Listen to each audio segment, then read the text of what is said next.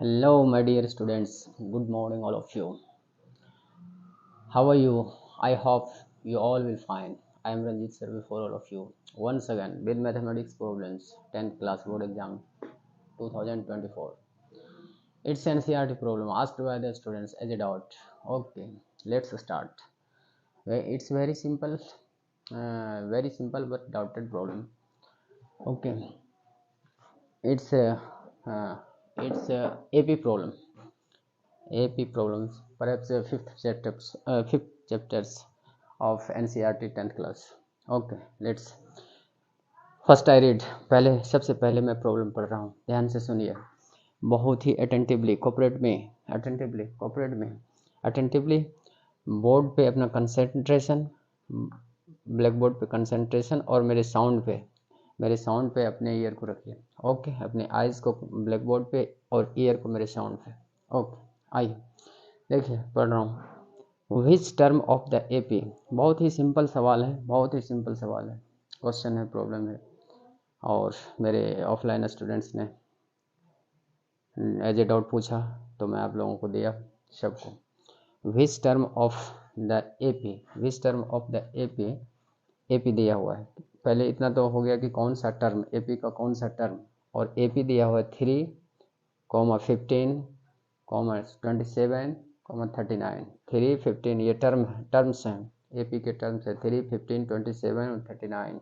इस तरह से dot dot dot dot dot ये will be 132 more than its 54th term।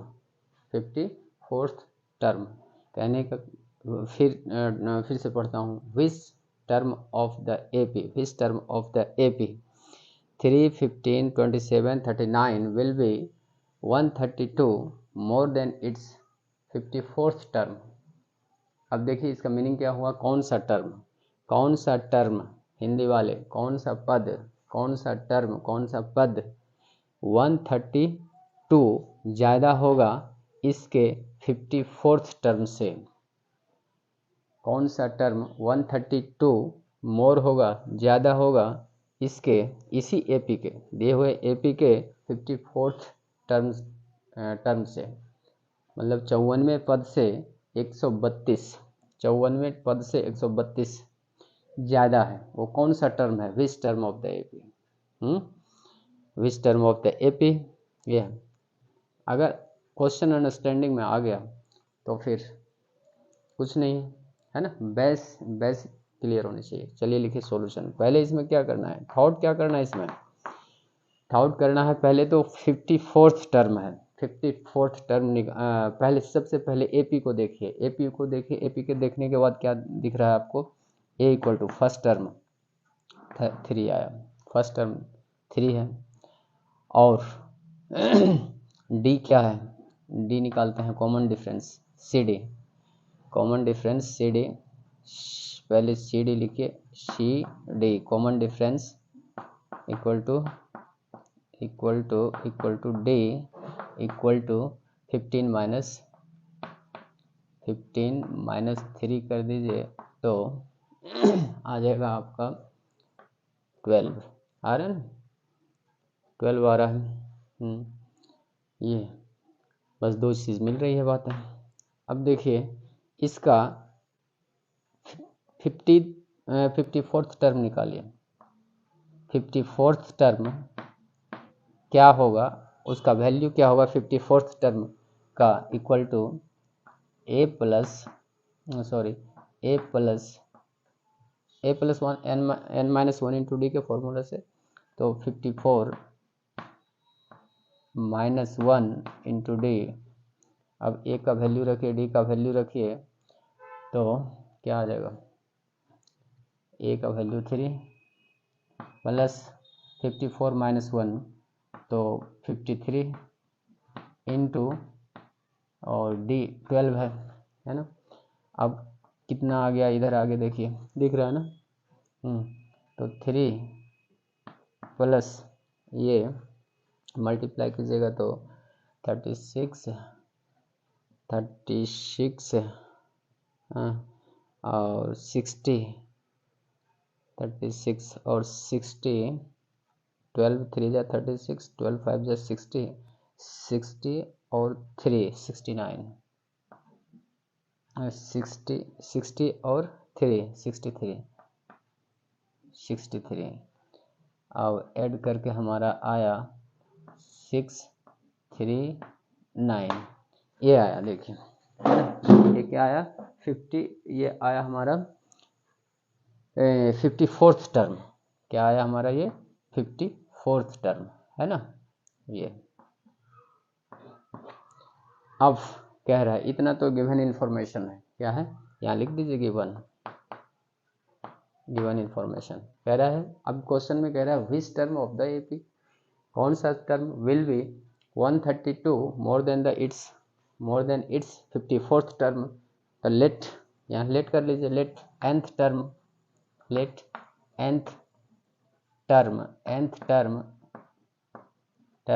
an, ठीक है, will be the required या will be more 132 more than its 54th term, ऐसे लिख दीजिए, या द रिक्वायर्ड टर्म लिख सकते थे। ओके ये लिख दिया। अब ATQ अकॉर्डिंग टू क्वेश्चन नीचे कर दीजिए, फोकस थोड़ा दिख नहीं रहा होगा, हाँ नहीं दिख रहा होगा।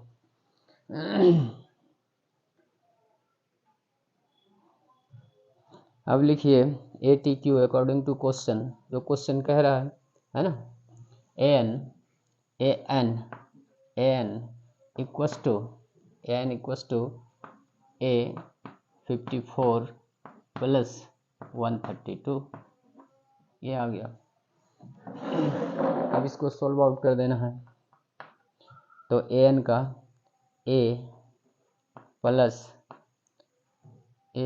n minus 1 into D equals to A54 639 है ना, ये 639 प्लस 132 ये कर दिया। अब इसको सॉल्व आउट करके n निकाल देना है। a हो गया 3 प्लस n तो n ही रहेगा, n माइनस 1 और d हो गया 12 इक्वस टू, अब ये दोनों ये 11 और 6 7 और 1 और 6 7 7 7 1 721 11 7 3 3 6 प्लस 1 7 और ये हो गया।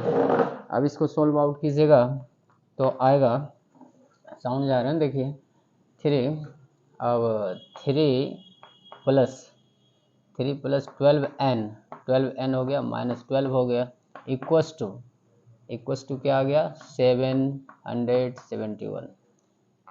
नाउ इम्प्लाइज दैट, देखिए ये आ गया 12n माइनस 9 इक्वस टू 771। अब इधर नीचे नहीं जा रहा है तो इधर देख लीजिए आगे, और डाउन कर दीजिए, नहीं दिख रहा होगा तो।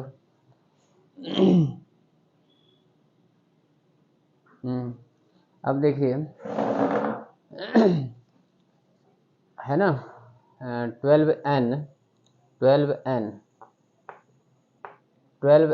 इक्वस टू 12n माइनस 9 है ना equals to 771। That implies 12n equals to, देखिए 771 प्लस 9 है ना। ओके हैंस देखिए यहाँ क्या आया था 12n इक्वस टू 9 को उधर ले गए तो क्या हो गया 771 प्लस 9 हो गया है ना, 9 को उधर ले गए तो। अब देखिए क्या होगा, that implies 12n equals to 12n equals to add करने के बाद 0 8 7 आए ना ये, hence n equals to 7 8 0 by 12। अब यहाँ से कैंसिल आउट कीजिए, डायरेक्ट 12 से कैंसिल कर सकते हैं, या ये इजी वे में भी 2 से कर सकते हैं। 2 6 जा और 2 3 जा और 2 9 जा, ये है ना। हिंदी वाले 2 छक 12, 2 तिया 6, 2 छक 18 और 0। अब ये डायरेक्ट 6 से कर दीजिए, 6 1 जा और 6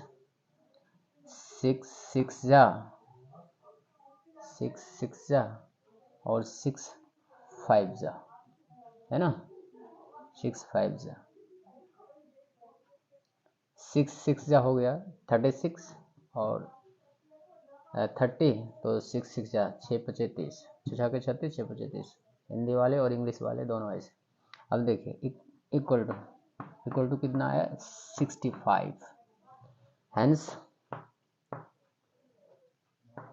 n इक्वस टू n बराबर क्या आ गया 65। This will be the required answer, this will be the required term. Means nth term कहने का मीन्स हुआ, ये मीन्स यहाँ से लिखता हूँ मैं, means nth term equals to 65th term, 65th term equals to nth term कहने का मतलब है 65th term, and this will B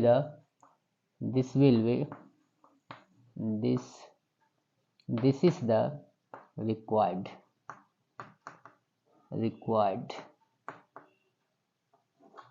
term which is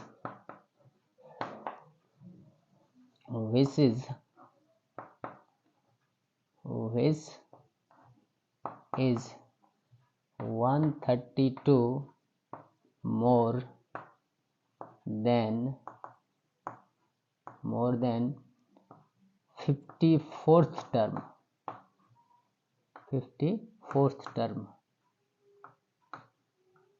of the given AP.